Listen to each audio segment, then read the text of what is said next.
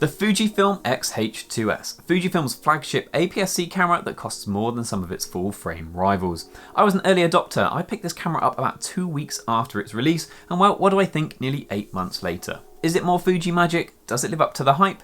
Or has Fuji lost its fun side? My name's Goffy and welcome to the channel. In today's video, we're going to do a bit more of a long-term update in terms of how I'm getting on with the X-H2s.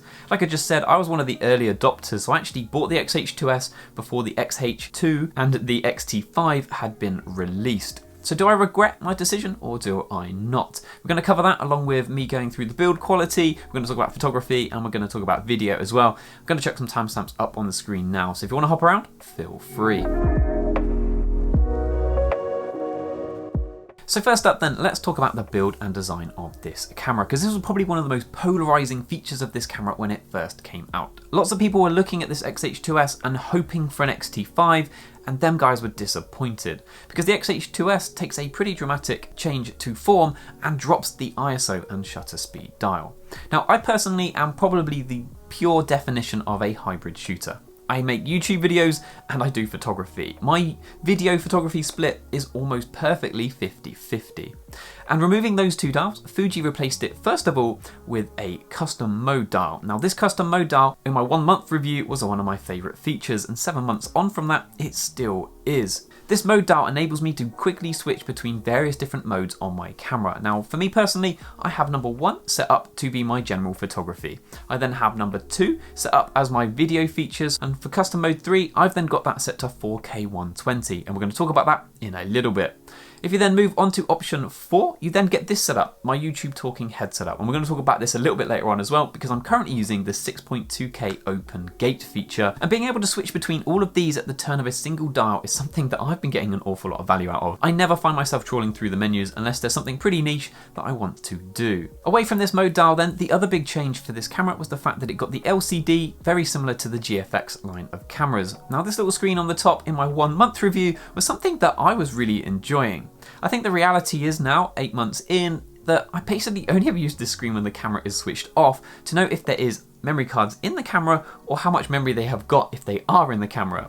Once I switch the camera on, the screen gets quite busy, and to be honest with you guys, I just never use it. And let's talk about the size of the camera. Now this is actually pretty well timed because I've actually got an X-T5 on hire that I'm going to be doing a review for very shortly. The X-H2s is a bigger camera all round, but that bigger grip is definitely far more comfortable, and I definitely feel like I have a much better grip of my camera. Then I think we move on to the flippy screen. The flippy screen for me is a must-have. Now, this pretty much rules out the X-T5 being my only camera because of these YouTube videos. Right now, I've got the screen facing me so I can see what I'm doing, and without it, making videos is just so much harder. I also really like the fact that the mic still plugs in now above the flippy screen, so with the mic plugged in, you can still see the full thing. And then a month in, I also didn't really have any idea how good this was going to be in terms of weather sealing. Now since then, I've used this in pretty heavy rain and I've used it in pretty heavy snow, and I've had no issues at all.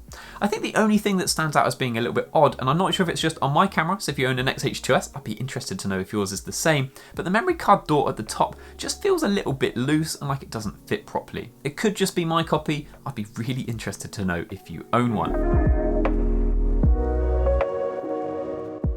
So away from the body then, what's this camera actually like to use? And I think first up, we're going to focus on photography. Now, when it comes to image quality, I am pretty convinced if you were to show me an image from the X-H2s and from the X-T4, I wouldn't be able to tell you the difference. I don't think I've really noticed a decent bump to image quality. What I have noticed though is a huge improvement to autofocus. Now with the X-T4, I found on single point autofocus, it did everything I ever wanted it to. But away from single point AF, things become pretty sketchy.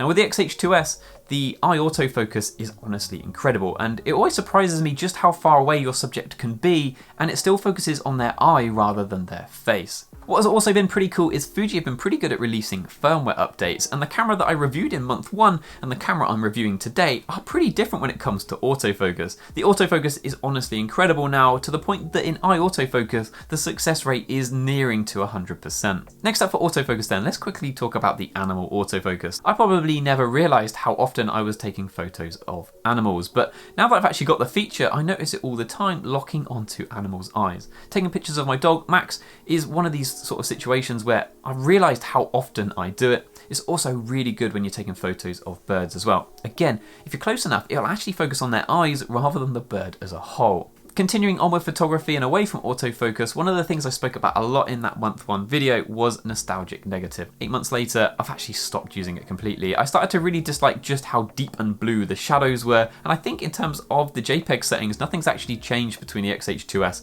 and the older generation. When it comes to low light, like I said, I don't think I can actually tell a difference between the X-H2s and the X-T4 when it comes to image quality. I think low light is probably that one area where you will still see a benefit if you go to a full frame camera. For me personally, I find 6400 ISO more than good enough. When you hit 10,000, 12,000, that's where things start to fall apart. And then I guess finally, let's talk about the burst rate options. Now, I haven't used them all that much, but having 40 frames per second on the electronic shutter if I want it is just insane.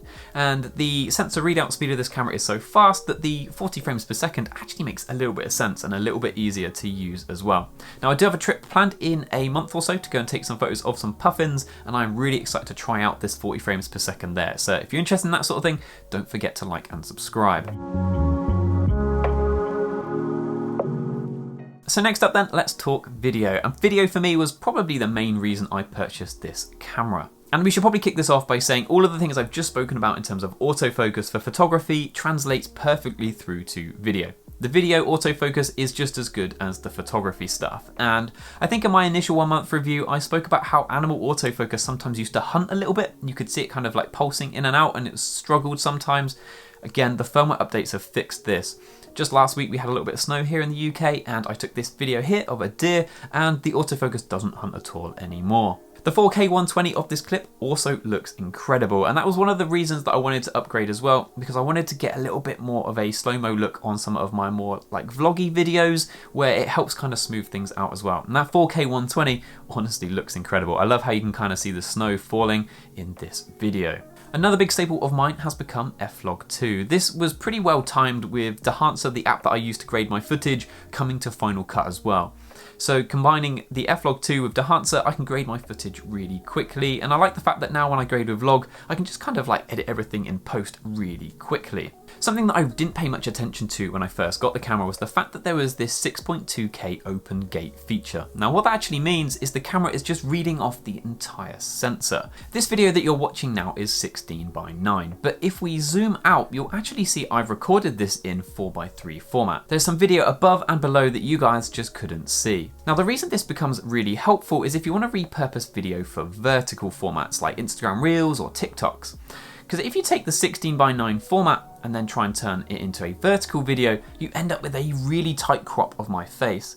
But if you go back to the 4:3 footage and apply a 16:9 vertical crop to that, you end up with way more space because you've got that extra height that the 16:9 footage just doesn't offer. Although recently I did forget on my first video trying this that I would need to take the 4:3 footage and crop it for YouTube, and you guys really didn't mind telling me that I looked a little bit close to the camera. One of the big letdowns I found in the past with the X-T4 was the IBIS wobble.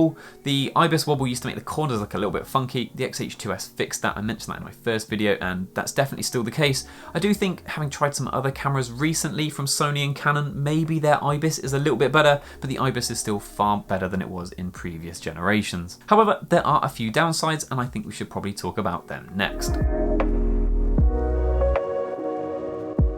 So then, what are the downsides with this camera? Now, my picky one to begin with is the fact the camera, because it's an APS-C sized camera, feels like maybe it should be a little bit smaller. The X-H2s is pretty chunky, and it's basically the same size as the full frame equivalents. But at the same time, I like that extra chunky grip. I just do wish the overall package was maybe a little bit closer to the size of the X-T5. Another downside for this camera is the fact that the memory cards are pretty expensive. The camera itself has 2 slots like you'd expect, but one of these is for an SD card and one of them is for a CF Express Type B. Now those CF Express Type B cards are really quite expensive. They often cost considerably over £100, and if you want a decent sized memory, which you're going to need for some of the video settings, then they can cost £300–400. That definitely caught me out, and if you're somebody that's not going to use the features that require these CF Express Type B cards, which to be honest with you is basically none of them, I think it's for ProRes and maybe that 40 frames per second, if you're not going to use those, you still need to go out and buy one of these expensive memory cards if you want to use basic features like backing up onto 2 separate cards. So that was a big downside for me and adds a lot more cost onto the top of a camera that is already quite expensive. And that brings me on nicely to the next downside, which is the fact that this camera is pretty expensive. There are full frame rivals that can be had for the same price or slightly less, like the Canon R6 and the Sony a7 IV. Now, I did start thinking for a while that I might move to the Sony a7 IV instead of this camera, but I think the thing that swayed me ultimately was the fact that full frame cameras still have full frame lenses that are also expensive and also big. And I think lastly then for the downsides, that is the fact that I really struggled to see this camera as something that isn't my workhorse camera. Now, this is the camera I pick up when I want results, but it's not really the camera that I find myself going to pick up when I just want a bit of fun. I find it really hard in my head to just look at this camera and think, I really want to go and take it out for something. And I guess maybe there it has lost a little bit of its Fuji magic in being something that is a workhorse camera. But I do think at the same time, the Fuji lineup really needed that solid workhorse camera in its lineup so that it could fight some of the full frame competition. So since buying this camera then, 2 others have come out, the X-H2 and the X-T5. Now, the X-T5, I can rule that camera out because it doesn't have a flippy screen, which for me is something that I really need to make these YouTube videos. I absolutely love that the X-T5 doesn't have a flippy screen, more on that in a separate video, but that for me pretty much rules that camera out. It also has some pretty weird 4K crop modes that also make it a little bit funky when it comes to video. The X-H2 though was definitely a camera that when it came out made me think, oh, maybe I have made the wrong choice. But ultimately, there are some things about the X-H2s that make it the camera for me. Now, the main one really is going to be rolling shutter. The X-H2s, because of its stacked sensor, has a really fast readout speed, which means you don't get any rolling shutter effect in any of your images. The fast frames per second is something that I'm going to get a lot of value out of as well in the future. And then the other thing as well is the fact that the X-H2s, because of that stacked sensor, gets far more information sent to the processor when it comes to autofocus. Now, just having the X-T5 for a few days, I can tell the difference between the X-H2s and the X-T5, and in theory, the X-H2 I think should be the same as the X-T5. So on that front as well, I'm also glad I picked up the X-H2s. So then overall, I think it's pretty clear at this point, I absolutely love this camera. This camera has been amazing and I genuinely think it has made my YouTube videos better. From an image quality point of view, when it comes to video, I can definitely see the difference, maybe not so much when it comes to photos, and the ease of use of this camera is probably the big win over the previous ones. It makes it far easier for me to make videos, recording them with a flippy screen and the mode dial, and also editing them in post with F-Log 2 and some well-timed other apps at the same time. I do think maybe the camera has lost a little bit of its Fuji charm, with it losing maybe the shutter speed and the ISO dial and just the general shape and size of the camera, but at the same time I do think Fuji really needed that workhorse camera, and that is what they've given us. There are alternative Fuji cameras if you want that fun vibe. If you've enjoyed this video though guys, please do not forget to like and subscribe. There is plenty more Fuji, Leica and travel content coming to the channel very soon. Thank you for watching and I hope to see you in the next one. Cheers.